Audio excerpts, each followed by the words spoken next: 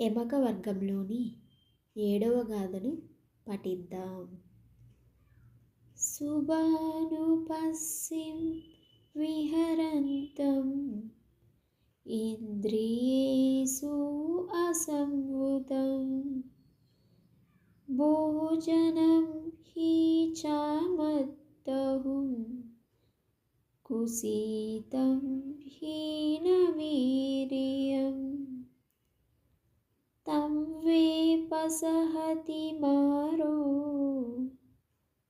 వాతోరుక్కం వదుబలం.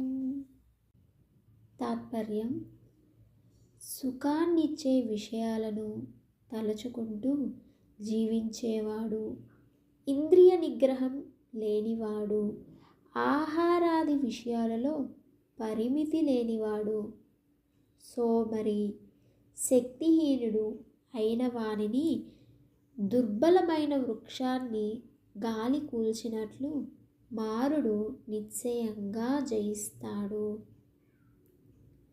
ఒక మంచి ఉదాహరణతో చూద్దాం. వేర్లు బలంగా లేని చెట్టు చిన్న గాలికి కూడా పడిపోతుంది. అలాగే మనోబలం, నిగ్రహం లేని మనిషి చిన్న కష్టానికే కుంగిపోతాడు.